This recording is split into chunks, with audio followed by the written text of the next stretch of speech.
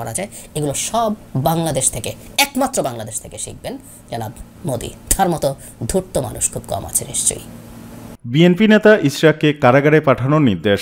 পল্টন থানার নাশকতার মামলায় আত্মসমর্পণ করে কারাগারে গেলেন বিএনপির আন্তর্জাতিক বিষয় কমিটির সদস্য ইঞ্জিনিয়ার ইশরাক হোসেন। আজ রবিবার ঢাকা মহানগর দায়রা জজ মোহাম্মদ আসম্স জগলু হোসেন তাকে কারাগারে পাঠানোর নির্দেশ দেন। এর আগে ইশরাক পল্টন থানার নাশকতার মামলায় আদালতে গিয়ে আজ আত্মসমর্পণ করেন। এ মামলায় উচ্চ আদালত থেকে জামিনে ছিলেন তিনি। আজ আদালতে হাজির হয়ে আইনজীবীর মাধ্যমে জামিন বর্ধিত করার আবেদন করেন ইশরাক। শুনানি শেষে আদালত তার জামিন বাড়ানোর আবেদন বাতিল করে কারাগারে পাঠানোর আদেশ দেন। ইশরাকের আইনজীবী তাহিরুল ইসলাম তৌহিদ বলেন, এ মামলায় ইশরাক হোসেনের অস্থায়ী জামিনে ছিলেন। আজ তিনি এ মামলা সহ 12 মামলায় স্থায়ী জামিনের আবেদন করেন। আদালত 11 মামলায় জামিন মঞ্জুর করেন। তবে মার্কিন প্রেসিডেন্ট জো বাইডেনের ভুয়া উপদেষ্টা কাণ্ডে রাজধানী পল্টন থানার মামলায় তার জামিন মঞ্জুর করে কারাগারে পাঠানোর আদেশ দেন আদালত। গত 29 অক্টোবর মহিউদ্দিন শিকদার নামে এক ব্যক্তি বাদী হয়ে রাজধানী পল্টন থানায় এ মামলা দায়ের করেন। মামলায় বাইডেনের কথিত উপদেষ্টা মিয়া জাহিদুল ইসলাম আরিফি সহ চৌধুরী হাসান সোহরাওয়ার্দী এবং বিএনপি নেতা ইশরাক হোসেনকে আসামি করা হয়।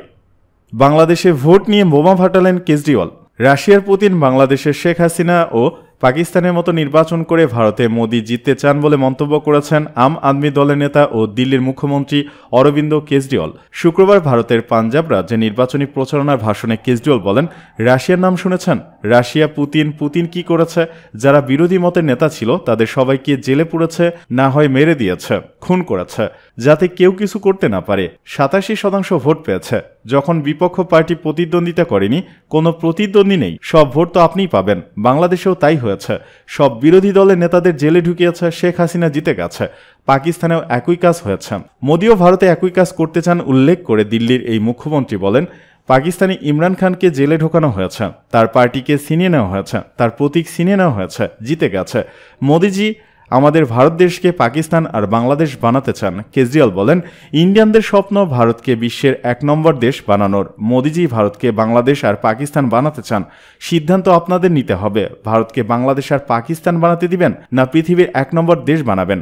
কেজরিওয়াল বলেন, মোদি সব ধরনের বিরোধীদের মেরে বা খতম করে ফেলে আমাকে গ্রেপ্তার করেছে। কংগ্রেসের অ্যাকাউন্ট ফ্রিজ করেছে। আমার অ্যাকাউন্ট ফ্রিজ করতে যে সুপ্রিম কোর্টের উকিলকে বলেছে আম আদমি পার্টির অ্যাকাউন্ট ফ্রিজ করবে।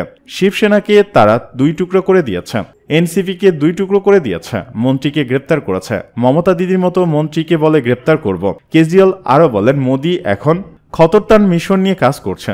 সব বিপক্ষ নেতাদের হেনস্থা করছেন মোদি। তাহলে কিভাবে ভোটে লড়বেন, জিতবেন? এটা মোদির কাপুরুষতার লক্ষণ। মোদিজির দম থাকলে আসুক, সামনাসামনি লড়াই হবে, কে যেতে দেখা যাবে।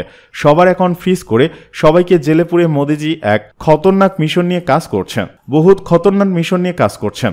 এসব খতরনাক মিশন আন্ডারগ্রাউন্ডে চলে। ওই মিশনের নাম ওয়ান নেশন ওয়ান লিডার, এক দেশ এক নেতা। কেজরিওয়াল বলেন, ভারতে মোদিজি এক নেতা হতে চান। এর জন্য তিনি 2 ভাবে কাজ করছেন। একটি হলো বিরোধী নেতাদের এক করে জেলে ঢুকানো, কয়েকজনকে জেলে ঢুকিয়েছেন। এভাবেই যদি জিতে যায়, ভগবান না যেন যেতে। যদি জিতে যায়, আমি আপনাকে চ্যালেঞ্জ করছি, ঠাকুর সাহেবকে জেলে ঢুকাবে, খড়গে সাহেবকে জেলে ঢুকাবে, রাহুল গান্ধীকে জেলে ঢুকাবে, প্রিয়াঙ্কাকে জেলে ঢুকাবে, কেজরিওয়াল তো জেলেই আছে, সবাইকে জেলে ঢুকাবে।